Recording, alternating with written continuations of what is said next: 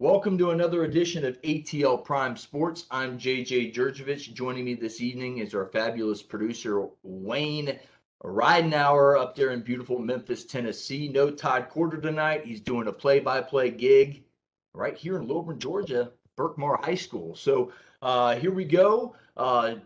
ATL Prime Sports on Facebook, Twitter, Instagram, and YouTube. And please, if you're listening on Spotify or Apple Podcasts, give us that review, that follow button. YouTube, give us the like, the subscribe, vice versa on all the other ones. Personals, I'm JJ Get You One, at JJ Get You One, at RWY Junior for Wayne, and Corder Todd for TC Todd Corder. How you doing tonight, Wayne? Well, I don't like the fact that Memphis dropped that game against SMU, but we won 2 of the 3 road games, which is pretty impressive for Memphis these days. Thursday, we're going to be in the Forum, and hopefully we can get back on a winning streak before the conference tournament. Yeah, I'm doing pretty good. First Sunday without football in a while was a little depressing, but I'm okay. It's no baseball in the near future pro-wise, but we got college ball and some minor league baseball coming up, so I'll be just fine. What's on tap for today? We got 2 guests, Dave Cohen, voice of the Georgia State Panthers, we catch up with, and Daniel Drydock Shockley.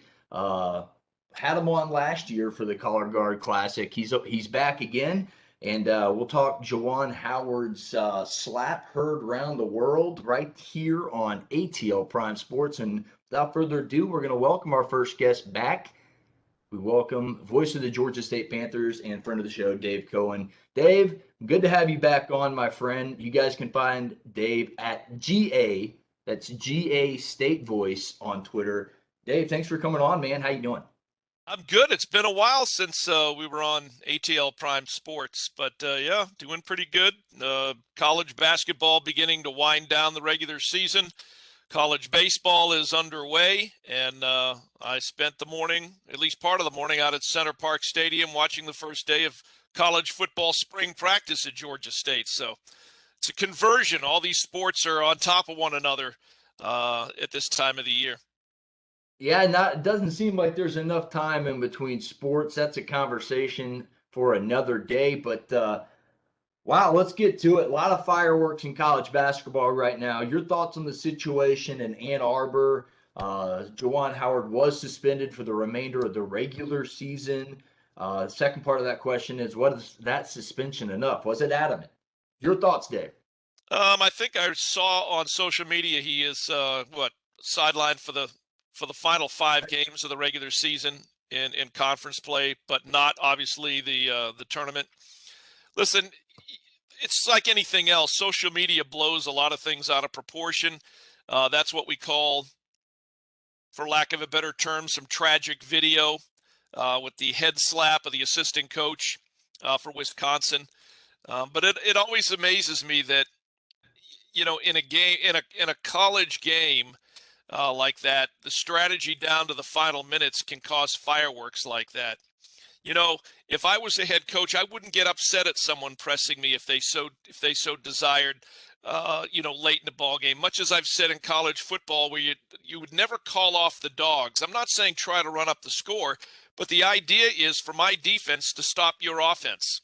And to me, it's more of an insult if the opposing coach and players go out of their way to not play their hardest because they feel sorry for what we'll call my team and the inability to stop you. My point is, if we can't stop you, you keep scoring. That's the idea of the game.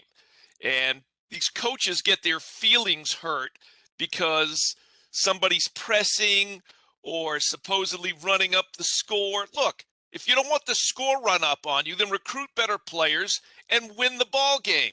But stop crying and ending up on tragic video on social media complaining that, you know, you weren't treated right or they were pressing late in the game or something like that. The idea of the game is to score. And the idea of the game is to stop you from scoring. If they want to press until the final seconds of the ball game, that's their prerogative. Wouldn't get upset about it. Don't take it personally that they're running up the score on you, not you personally or whatever. But to me, it's and this is just one of a number of situations that we've seen over the years. Stop making it into a mountain out of a molehill. Stop them from scoring if you don't want them to score. And if you can't stop them, then let the game end, go to the locker room, and deal with it inside the walls of your locker room. Not in a melee out on the floor where everybody's camera phone is on it, and now it's a big national story. Yeah, I tend to agree with you.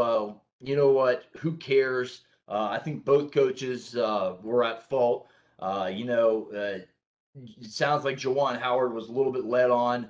He shouldn't have overreacted in that aspect. So I think the suspension is a little light. We'll get into that more later on in the show. But let's talk a little Panthers basketball. They've won 5 in a row, 7 of their last 8. Prior to that, 4 cancellations, 5 losses by my count. What turned around for the Panthers during this stretch, Dave? Well, I've tried to answer the question a few times, and I don't know that there's one answer necessarily, because I even go back to like the first road trip that I made with them to Richmond, Virginia, and did not play well against a pretty good Richmond Spider team, one of 2 Atlantic 10 teams we played. And there was so much high expectations on Georgia State basketball this year with the players that decided to come back along with the seniors that we already had. Kane Williams, Corey Allen, both super seniors, Eliel Saseme and Justin Roberts, both seniors. So the core group of players was back, along with Jalen Thomas, who's a 6'10 power forward and who's a junior. So, everybody looked at the way we finished a year ago, just missing out in the NCAA tournament on one bad half. Granted, it was the second half of the championship game in the Sun Belt tournament down in Pensacola. But fast forward, everybody, if you looked at all the preseason magazines, everybody had us as the preseason number 1. Exactly. And that's great, but as they say, that's on paper. And along with canceled games, I go back to the game at Rhode Island. I didn't make that trip because they were playing on a Saturday afternoon while we were on the radio in Atlanta with Georgia State football. But because of COVID, they went up there with like 6 scholarship players and a couple of walk-ons and got beat by double digits. It was not a good game. And then you fast forward to, a few other instances, Mississippi State, where they didn't play that well in Starkville that night. And, a loss at South Alabama. And it felt like they could never get into a rhythm.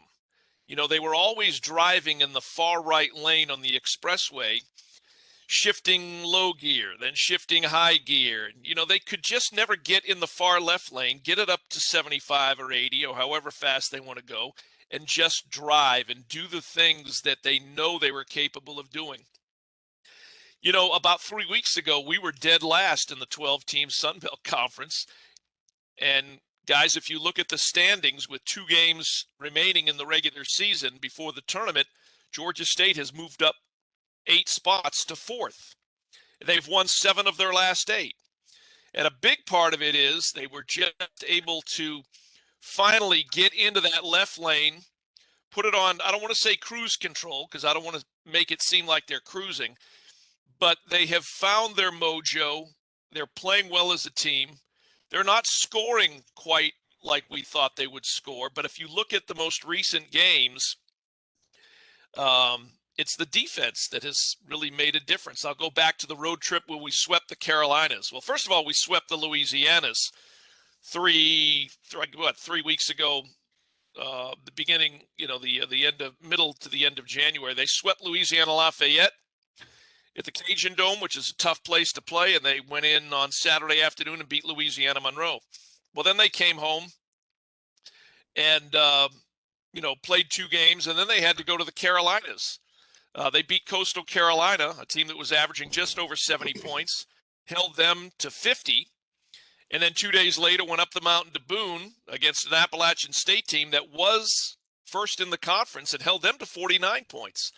So defensively, that has been the difference here in this stretch of having won 7 of the last 8. They're scoring enough to win, but they are holding their opponents to anywhere between, let's say, 10 to 15 points below what their season's average is. And so defensively, that has been the difference.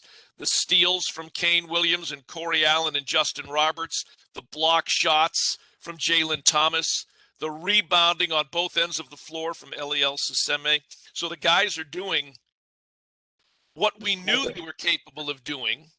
But now it's gelling together. And, you know, I had a former Georgia State head coach tell me, hint, hint, he's at Tulane now.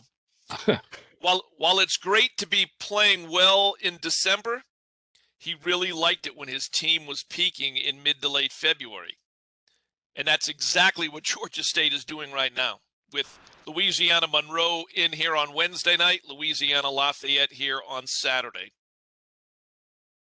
Yeah, you're right about that. It's always good to be playing better ball closer and closer to Selection Sunday. Let's go on to our next topic, Dave. College baseball is underway, not Major League Baseball. The Panthers are 4-0, heading into Wednesday's game versus Kennesaw State. What's the season outlook for Georgia State in baseball? Well, again, off to a 4-0 start. First time in a while that they have managed to do that. Granted, they played a 4-game weekend series this past weekend against Purdue-Fort Wayne. You know, in the last however many years, the season has always opened with what's called the Atlanta Baseball Challenge. And you'd get a Big 10 team or a Big 12. You know, a lot of teams obviously want to come south during mid to late February for obvious reasons. So the Atlanta Baseball Challenge, and they didn't play it this year, and I'm not sure why, but it was Georgia State, Georgia Tech, and Kennesaw State. So teams would come in, usually 3 teams would come into Atlanta, stay at one hotel, and on Friday, Saturday, Sunday, in different orders, they would play Georgia State on Friday, they played Georgia Tech on Saturday, and play Kennesaw State on Sunday. And it was an opportunity to come down where the weather is warmer, the grass is greener, and it is more like baseball weather. And a lot of times it's a stopover trip on their way to play further games down in Florida. But for whatever reason, they didn't play the Atlanta Baseball Challenge this year. So Brad Stromdahl, who last year, when we were doing this interview, you know, Brad basically scheduled Georgia State's non-conference portion of the schedule was almost entirely, save for Mercer and Kennesaw State, entirely SEC and ACC opponents. So when you looked at the record really wasn't very good, even though they split, 4 games against, 2 games, I should say, against then 14th ranked West Virginia.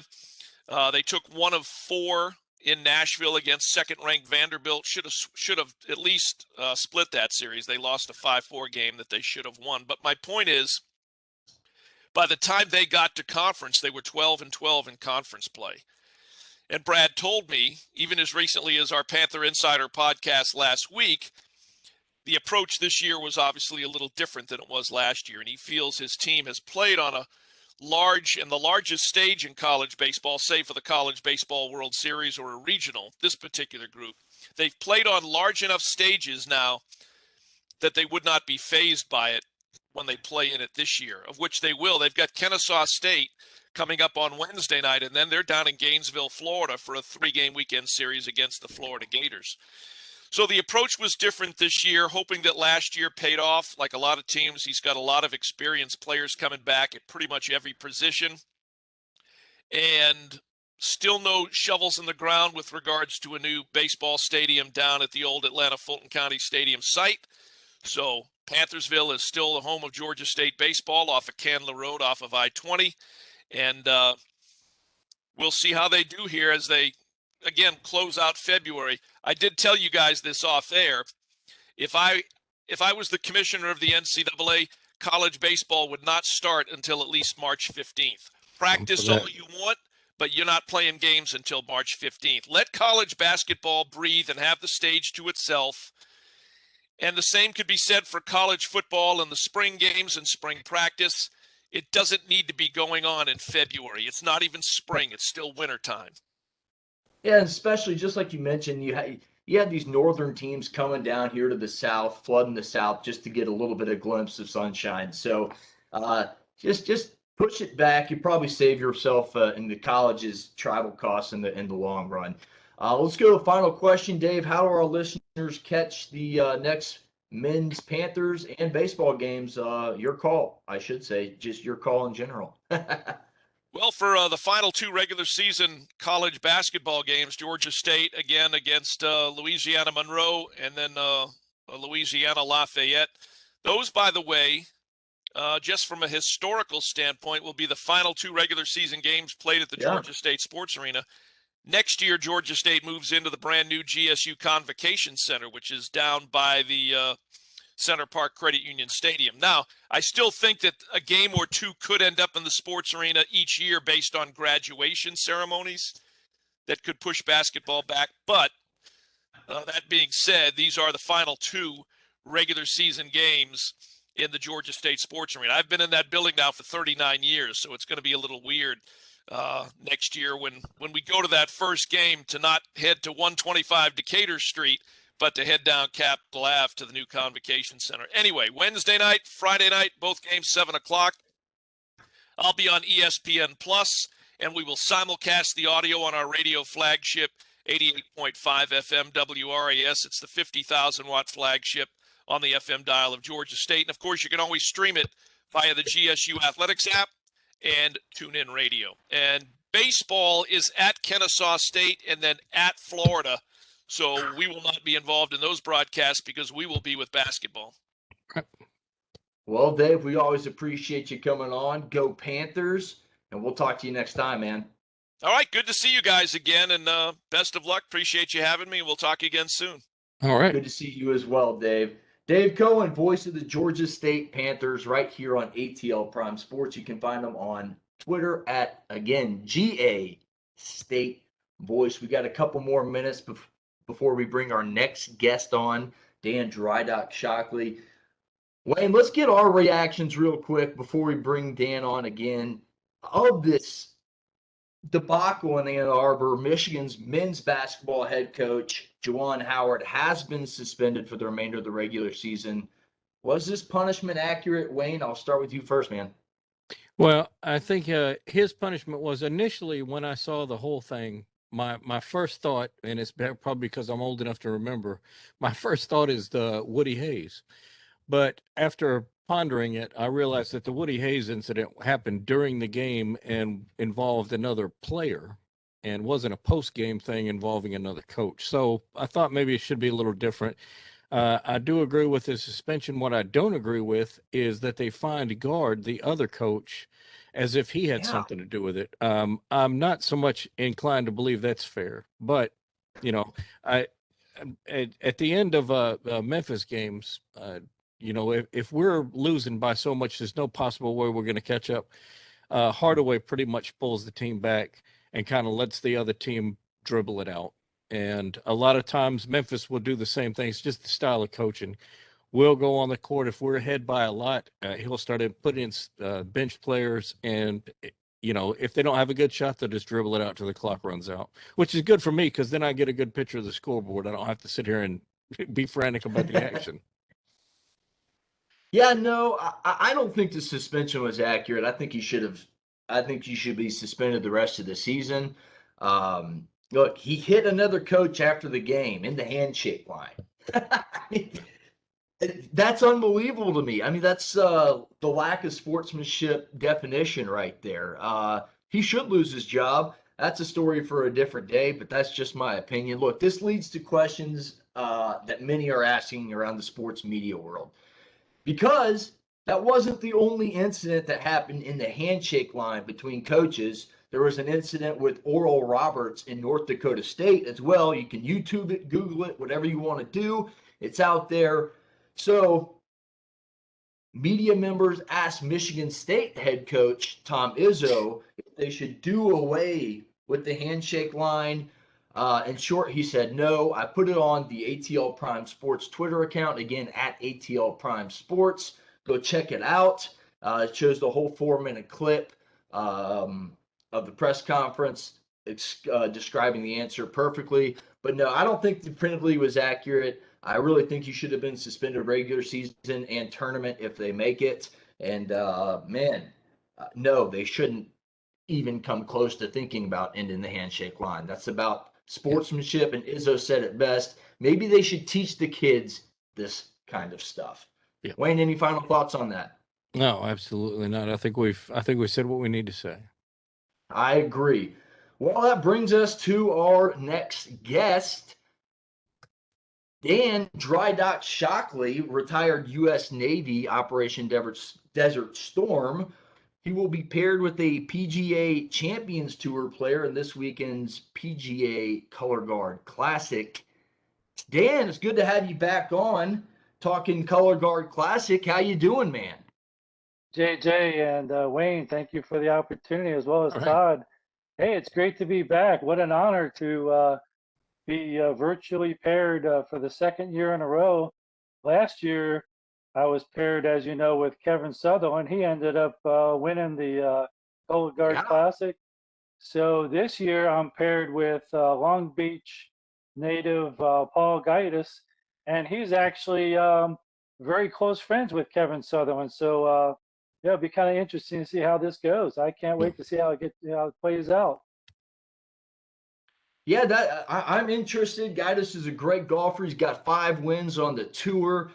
Dan, tell our listeners a little bit about you and what the Cologuard Classic means to you personally. Yeah, absolutely. Well, thank you. Yeah, I retired from the Navy. I served 22 years on active duty. I'm an Operation Desert Storm, Operation Enduring and Iraqi Freedom veteran.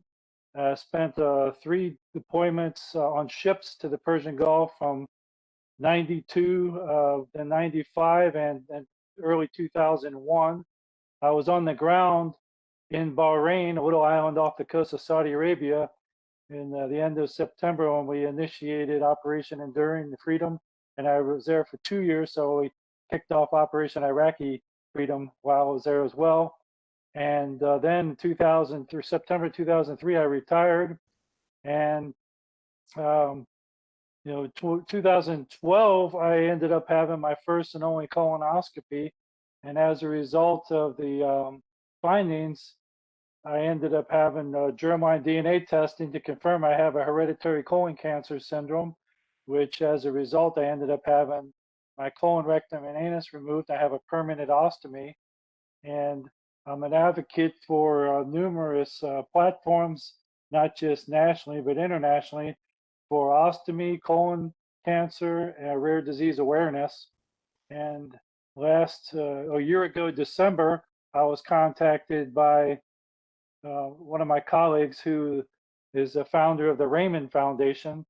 And Martha Raymond is her name. She asked me if I'd be interested in being virtually paired with a PGA champion for the Cologuard Classic. And I said, sure, what do I need to do? So I just had to send my bio, and then I was selected to be paired with Sacramento native Kevin Sutherland.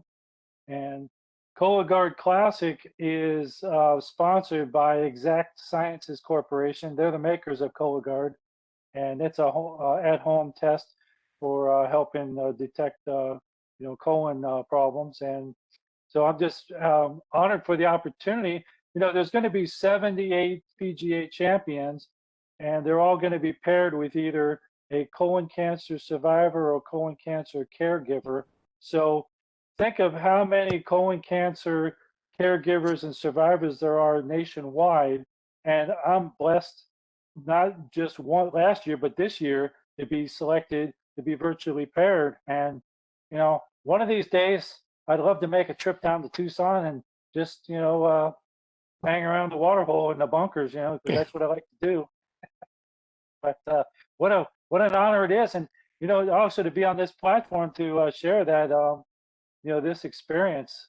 It's just it's a lot of fun. It really is, and any opportunity I get to share my journey, to be a source of inspiration and encouragement for those who hear or see the different things that I'm doing. That means that much more to me. So being virtually paired with Paul Gaitis, what will you be doing during the match while he's out there trying to get a championship squared away in Tucson? Well, I'll just be keeping track of all the updates on Twitter. I'll be watching it. It's going to be on the Golf Channel, tape delay on Friday. Then it'll be live 3-hour feeds on Saturday and Sunday. Do what I do this year, the same I did last year. I just track it on channel, and then I just look at Twitter and see what else is going on, any updates, and we'll just see how that plays out. Well, all Yeah, right. that's absolutely. Go ahead, Wayne. Yeah, Dan, I just wanted to check in and wish you well on this. I know that you don't really actually get to be there physically, but you know, the way social media is now, having your presence on there, you know, virtually and being able to do those things on Twitter and everything is a pretty cool deal because you're still connected with it. Yeah, absolutely. In fact, last year, Kevin Sutherland sent me 2 video texts, giving me updates. And actually, the last one he gave me was when he won the tournament. He ended up sending me the ball cap he wore. He actually autographed it. And then I have the photographs of him signing the I Stand Up for Cancer with my name on it. And this year, they're going to do something similar to it. It's going to be called I Tee Up For, and then the colon cancer survivor's name. So I'll get those after the event. I'm just, like I said, it's a lot of fun. I just keep, watch what's going on the golf network, and as well as any updates I get from the advocacy director from Exact Sciences, Brian Gettle. He's down there at the location the whole week. So between him and Martha Raymond, I keep get updates from them, and we'll just see how, like I said, how all this works out. It's a lot of fun. We're excited to have you on. Dan, tell our listeners again, if they've forgotten from last year, how they can reach you on social media and follow you on all platforms, because you're a wonderful role model. I, too, want to wish you extremely well. Survivor, a warrior, and it's just awesome talking to you. Tell our listeners how they can follow you. Absolutely. Yeah, thank you. Yeah, on Twitter, my handle is Dry Shockley, and then I'm on LinkedIn, and that's Dan Drydock Shockley. So those are the best ways to keep track of my updates. And I just wanted to add, as a result of this hereditary colon cancer syndrome that I have, a couple of weeks after last year's tournament, I ended up getting accepted at Stanford University Hospital to undergo a pancreas sparing-duodenectomy resection surgery. They had to spare my pancreas from pancreatic cancer because the mutation was getting to the point in my small intestine where if I would have waited, a few more months, who knows what would have happened. However, we were able to successfully take care of that, and I'm here to share the story. That early detection is the key. All right, And absolutely. that's amazing that you said early detection, because that's basically what the Cologuard Classic's all about. The whole company's about early detection. You mentioned the tests. Just absolutely great to have you on. And early detection is the key. Cancer in any form has touched somebody in this world, everybody in this world's family. So, Dan, it's just great to have you on. And my final question is, did Paul give you any golf pointers for my golf game or yours? Not yet, but I'm just going to wish him, fairways and greens, man. That's the only way we can go. That's it. That's it. But if he passes anything along, I'll be sure to let you know. The way I play golf, man, anything in between the trees, I'm okay with. Yeah. Well, I know last year y'all asked me if I was a golfer, and I said no. And so this year I'm going to say that I'm not a golfer, but if I was, you're going to have to change my handle to, instead of Drydock, it's going to be Duffer Dan. Oh, okay. Well, that is absolutely awesome. Well, Dan, we're just thrilled to have you on. Thanks for spending some time with us here at ATL Prime Sports. Again, listeners, you can find him on LinkedIn and on Twitter at Dry Shockley. Thanks so much, Dan, for coming on. Wayne, any final thoughts for our second guest here, Dan Drydock Shockley? No, just carry on, keep doing what you're doing, and we'll hope for the best, man. Thanks again, Wayne and JJ, and let Todd know that I appreciate the opportunity, and we'll just I'll keep you all posted, and we'll be on Twitter seeing the updates. So thanks again, and let me sign off with my mantra: always forge ahead with a purpose. Absolutely. I love it. I love it. I'm glad you did. Again, Dan, thanks for coming on, and congratulations on that surgery at Stanford. That is wonderful news. Ladies and gentlemen, that wraps up our show here on ATL Prime Sports. We will get our final thought in on the show right here. Wayne, I'll let you get the final thought in, the first final thought in. Well, Memphis has Temple coming up at home on Thursday, and Temple is starting to turn up their heat a little bit. Most we can hope for Memphis is doing well enough to have a bye in the first round of the tournament. And as a bonus, my son will be traveling with the pep band to that tournament in Fort Worth at the Dickey Center. And I believe this is the last year the tournament will be at that location. It's a very nice location down there. That is awesome. My final thought is I hope Major League Baseball gets it together, because if they don't by February 28th, which is the deadline set, there will not be a regular season on time. So that is my final thought. Major League Baseball, Players Association, come together. Let the fans be happy. Let's have baseball. I want to thank our guest, Dave Cohen, voice of the Georgia State Panthers, and Dan Drydock Shockley, U.S. Navy vet and virtual participant in the Cologuard Classic this weekend. Thanks both our guests. For Wayne, I'm JJ. This is ATL Prime Sports. If you liked the video, give us a thumbs up, give us a subscribe, give us a review if you're on Apple Podcasts or Spotify. Thanks so much. Get you one. We'll see you guys Friday live. The Friday show has been moved to Thursday live, 9 to 9:30, Thursday night, blogtalkradio.com/Mancini Sports or 347-205-9631. Again, thanks to our guests, Dave and Dan. I'll do it again for Wayne, for myself, for Todd Corder. Get you one. We'll see you guys Thursday.